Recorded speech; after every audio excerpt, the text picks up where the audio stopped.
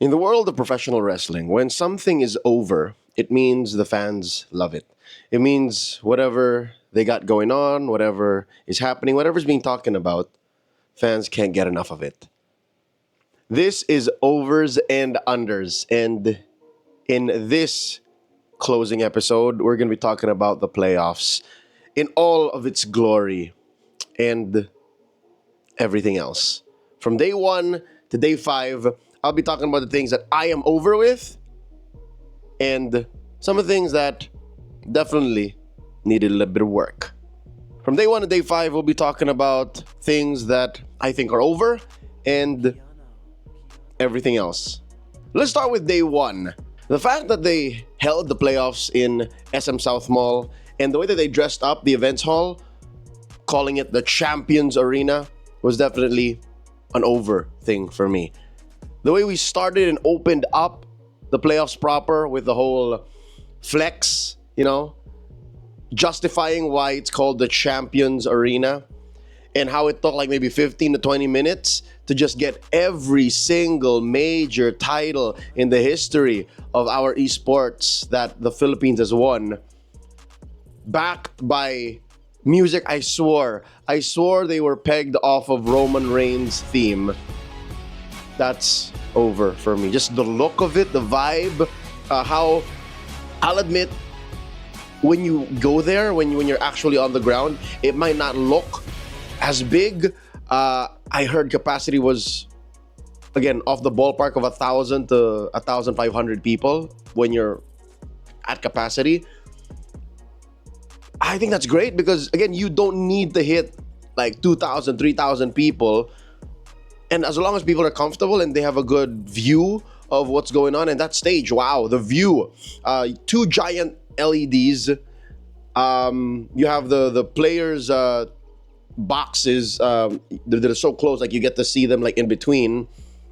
The players also, like, you're no more than 10 feet away from a player mid-game, right? When you're up in the front row. It's very unique. It's an avant-garde design, but I like it overall. I'm a big fan of the Champions Arena, and I'm a big fan of how bold they were with the stage and how creative they got. So that's definitely an over thing for me. But with the capacity crowd, with a relatively tight hall, came the problem of ventilation. That is definitely a under thing, and maybe there was some underestimation of the number of people that would be in attendance or how hot it could be inside, because thankfully they figured out a way to cool the talents or to cool the place that they could, right? There were multiple industrial sized fans around, and they put some of them in the player booths, they put some of them near the desks. But for everyone else, like, I get it. It was really hot. So I apologize, but I hope that did not sully, for the most part, your experience when you watched the playoffs. So we hear ya. It did get hot, and we experienced it. We all experienced it. We'll do better next time. An over thing for me is the fact that Blacklist International and Minana Evos went 5 games.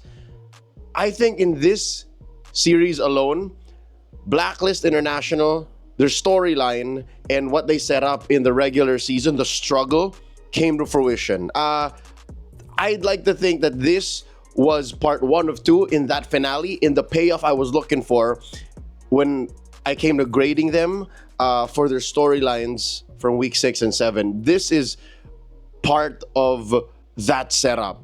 I'd say part of the Deathly Hallows part 1. It's the first hour and a half of Endgame. And it's not like Minana Evos did not deliver themselves, right? It got the game 5, man. It got the game 5. And the fact that they almost won with the Lolita, and that they were playing with a roster that no one saw for almost a month, makes for a great starter. That was a... Whoever bought tickets to just watch match 1 of day 1, I think y'all got your money's worth. And me being an analyst, a less experienced analyst, there was a lot for me to chew on. There was a lot to talk about. There was a lot to discuss, a lot of things to break down as the match went by.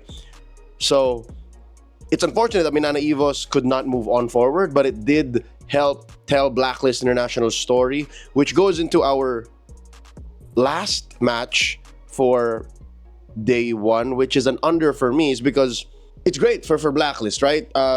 They knocked out Fnatic Onic PH, but this is an under for me because I was expecting much more of a fight from Fnatic Onic PH. And I'm going to call this an under and pin it specifically with that Ling pick. Game one for Fnatic Onic PH was a massacre, was a bullying, I'll say. If you watched it, you'll know what I'm talking about. But moving forward, especially after they picked the Akai game 2 and then the Ling game 3, it all went downhill. So it ended 3-1.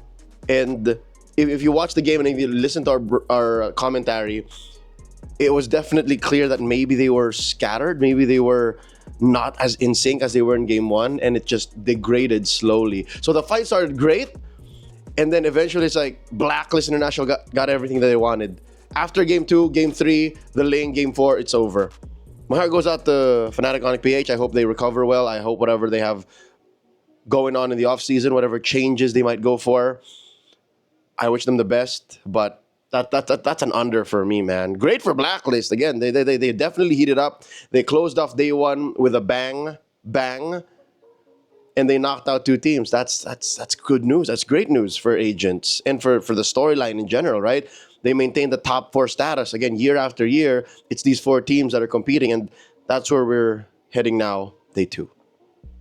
Going into day 2, the vibe was relatively chill. I was off on this day, and I felt like everyone else also was a little more loose. Like they let their hair down, and they just wanted to put on a good show. They just wanted to entertain everyone in the Champions Arena.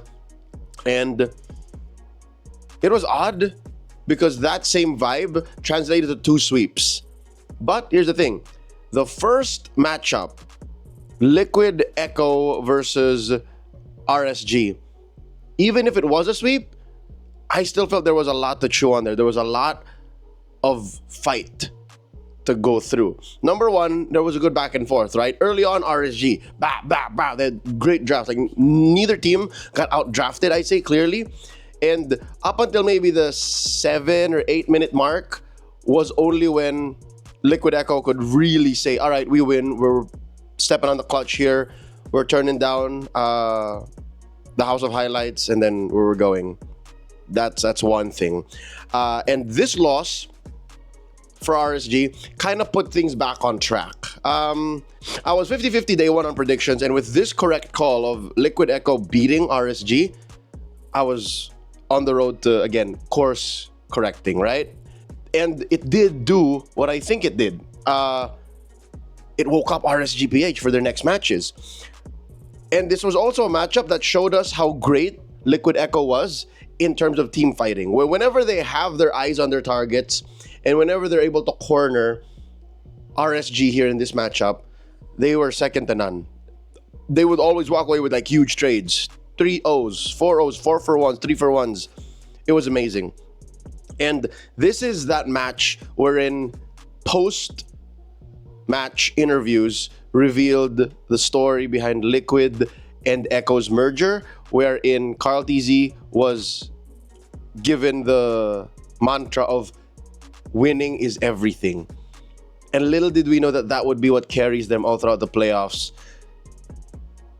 We will get to that in the next few days. But we'll close off with an underbit here, which I feel really bad for Blacklist here because it was a 3-0. It's the total opposite of the Liquid Echo RSG matchup, wherein it's Falcons AP Bren sweeping them, but Blacklist did not get to play. There was nothing they were putting on the board. Nothing. It was so difficult and painful to watch.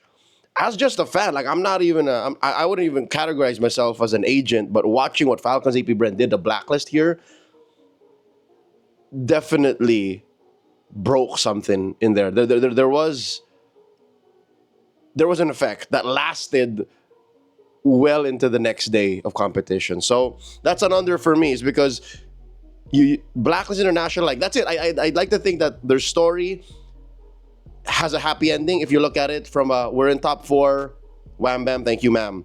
But if you extend it into this day, and then what happens the next few days, even agents will have to admit, right? You'll have to agree with me when I say, yeah, no, the last couple of days for them in the playoffs just was not good. And that's why it's under for me, is because there was very little give. There was very little to argue here. So that brings us to day number 3. Day number 3, we open up with the upper bracket finals, and I think this is over. For me, this is way over.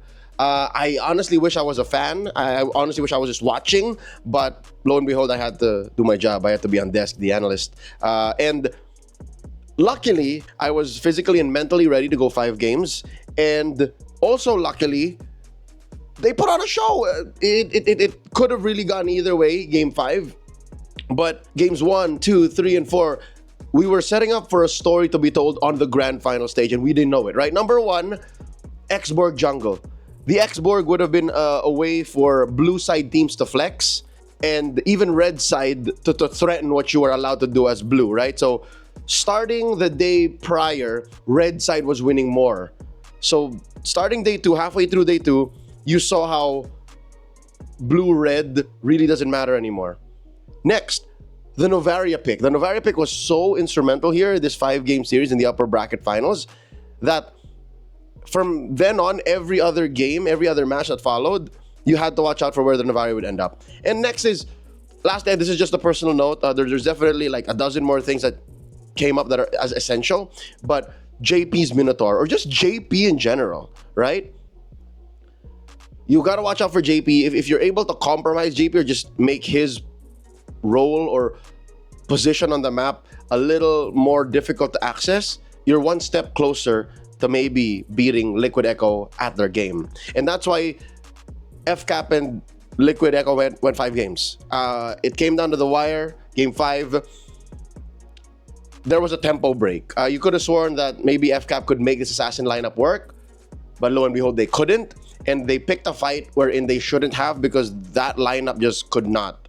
An assassin lineup could not do that against what Liquid Echo brought to the table. And they were forced to fight. They were forced to play on Liquid Echo's terms. And when you play the Liquid Echo's tempo, 9 out of 10 times you just lose. And that's what turned the tides. That's what allowed Liquid Echo to lock in their slot in the grand finals, lock in their slot in MSC 2024. But that's over for me. Again, the fact that there's so much that we can talk about that is good for both sides, back and forth, means both the Cavalry and the Bees won out. The fans won out. We all won out while watching the upper bracket finals. And the last match for the night, the main event, the eliminations match in the lower bracket, I'd categorize that as slightly under. So I don't want to cut hairs here or put an asterisk and say it's both. But since we did open up with a banger, I'd say at the time mentally, I wouldn't say it out loud. Again, I am still on active duty. I am on broadcast. So my emotions, my sentiments, my feelings should not affect the broadcast. But looking back, it felt depressing.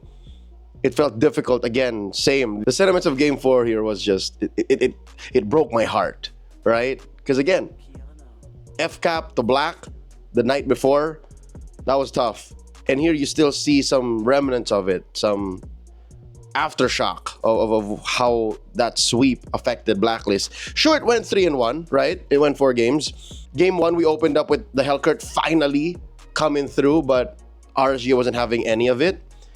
And then RSG went for the potential sweep, and then Blacklist bounced back. And then game 4, I still don't know the answer why. And then, again, teams just go all in. They trust each other, and that's the way it should be. But they picked the Hellcurt again, and as proven time and time again, even in the playoffs alone, right? You can't play Assassins in the Philippines. It's just not gonna fly, man. Teams are just too good for that. And they played the Haji Hellcurt again, put him in Rome. Bob's your uncle. One thing to note, though, that really made me feel under about this, that made me feel bad about this matchup, was there was an uncharacteristic fatigue on Edward. Usually we see Edward always on point, always consistent. No matter who he was playing with, no matter what kind of roster Blacklist was, you can rely on 2 things. Number 1, Edward would be there.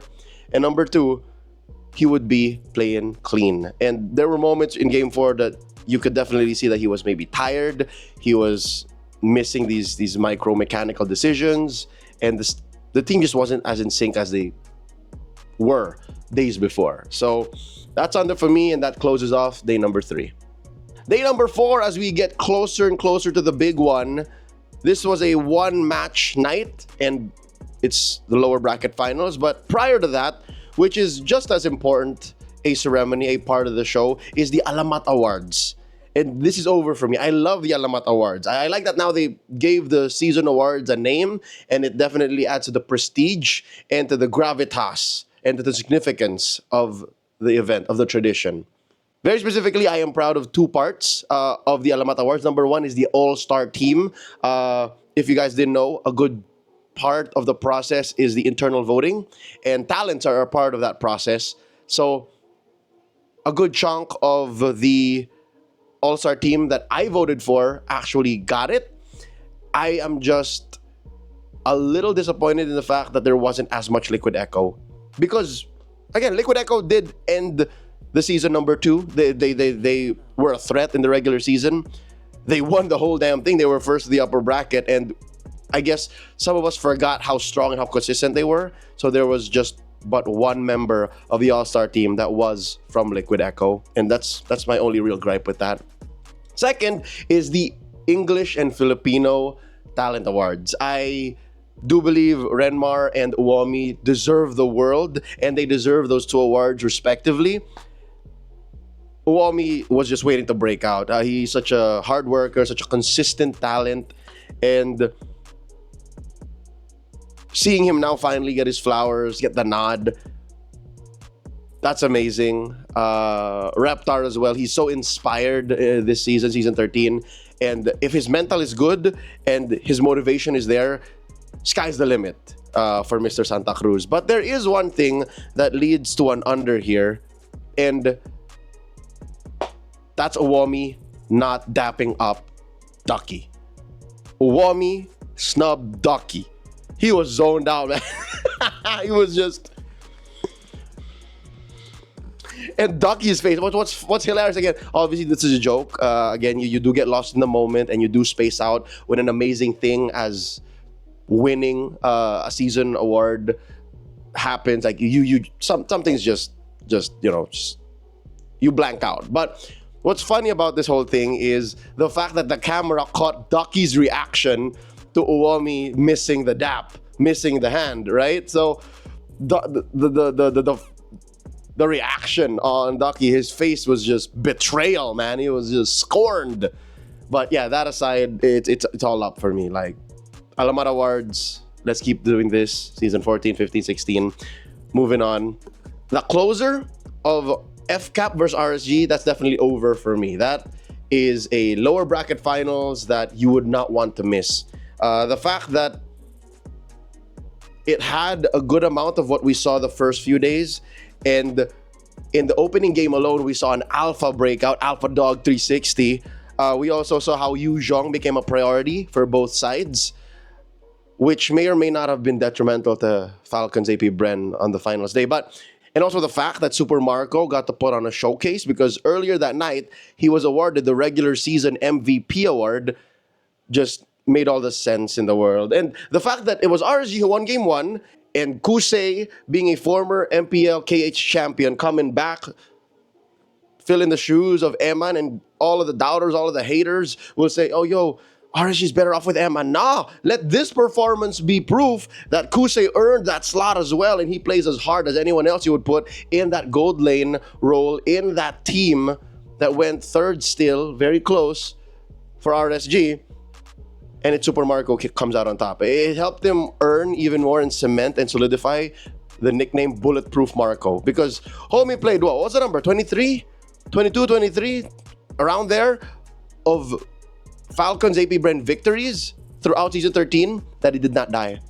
He's just so good at protecting himself, so good at reaping the benefits of the gold lane experience that the nickname has to stick. Like, there's no other choice, and I got a ring to it, right? You gotta admit, it's my moniker, so definitely I do have some bias there, but you gotta admit it sounds cool, right? Bulletproof Marco. And last but not least, among other things, Rome Carmilla came up. Rome Carmilla a preview to what would eventually be seen in the grand finals, which now we arrive to day 5 of the playoffs, the grand finals. All right, day 5, the big one, the best of 7 between Falcons AP Bren and Liquid Echo. It all comes down to this. Let's start with an over, all right? Let's start with the good thing, that opening ceremony. I honestly think the script was amazingly written.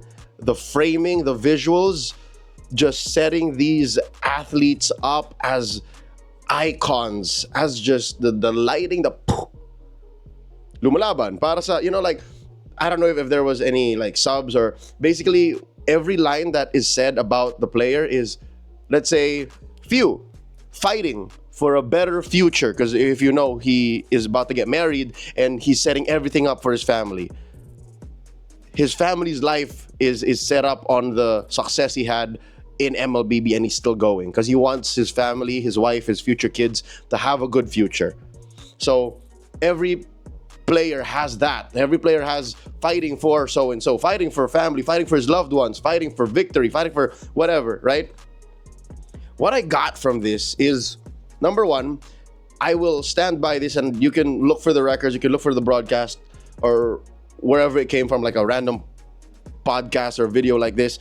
Liquid Echo, Team Liquid PH, whatever you want to call them, that main 5, you can even switch up JP with Yaoi, doesn't matter. They always seem to have this air about them wherein they feel like anime protagonists. Like, no matter what context is going on, whatever the stories, whatever they're fighting, they always just seem like 5 dudes that love playing on a team with each other, and just they have that protagonist air about them.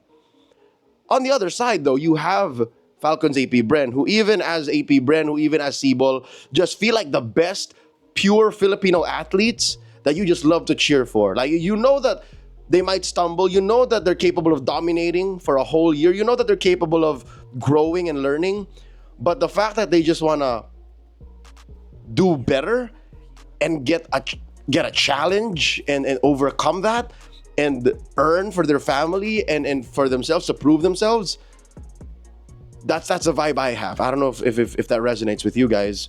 And the fact that they now have yellow and green on their jerseys because of the Falcon collaboration, it all the more looks like something out of a football team, right? Like a football club. So that adds to the whole athlete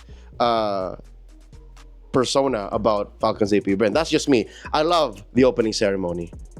But now it's time to talk brass tacks. And as amazing as it is for Liquid Echo, again, let this take on the grand finals not deter or take away from their win, their championship. But that 4-0 definitely was under. It was underwhelming. It was an under preparation, I think, to some extent, right? Not to take away from AP Brent, not to take away from the Falcons. Again, I'm sure that it was tiring. I'm sure it was stressful going through the lower bracket. And they've done everything that they could.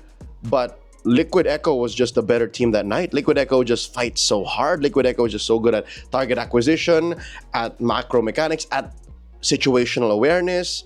And there's no excuses, right? There's no excuses. It's Liquid Echo's night, Liquid Echo's season. This just allows for Falcons AP Bren to really focus on what matters, recover, rebuild, rest, and prepare for Riyadh. But in the end, I want to close this video off with an over, and that is the crowd. I just want to talk about it as a closer because starting from day 1, 2, 3, 4, 5, even when I was in my civilian clothes, just watching day 2, and even like the hours leading up to the show, because sometimes we would have to buy coffee, get some food. Everyone was just so warm. Everyone was just so endearing. Like, there was a spark in everyone's eyes when they saw us, when they saw the players. And this is twice as important for me, or as shocking, or as honestly impactful to me, is because when you watch a match in the Champions Arena, it's obviously the Filipino broadcast, right? It's the desk on the blue side that you see. But as the grand finals ended, and again, it was pretty early in the night, 8:30, 9 o'clock, right? We weren't expecting for all of us to go home that early. As we stood next to the desk, towards where eventually everyone was walking out, I I kid you not, man. There were like 2 dozens, 3 dozens people who just passed by and said, Kuya Leo, Kuya Nice, Kuya Reptar, can we take a picture? And that meant so much to me is because that means these people really appreciated our work when they were watching from home because there was no other way you would hear what we did in the arena or even in shooting gallery in the regular season. So these people really cared. These people really enjoyed what we did in one way or another to ask for a picture, and that means a lot. Sobra. Years into doing this, whether you guys caught me out in public just randomly buying coffee in the mall or even outside of the venue, in the venue, I really still super appreciate when people come up and say, "Idol kita," or I listen to the English broadcast. You're one of the best. You're one of the greats. Or kahit na hi lang, Kuya Leo. Hi Leo. Hi, what's up? Even if you get my name wrong, honestly, like I kid you not, someone called me Reptar. Reptar. It's like I'm not Reptar. But I'll still take a picture with you because I know that you recognize us and you enjoy what we do. Super thank you. That's over for me. Let us end this final overs and unders with appreciation. Thank you so much to the MPL PH community. Thank you so much to the MLBB community at large. It's gonna be one hell of an off season because how do you top an awesome time at season 13, right? By having an amazing international outing. So, with Snapdragon just around the corner, with MWI 2024 around the corner, with MSC, the Mid Season Cup 2024 just around the corner,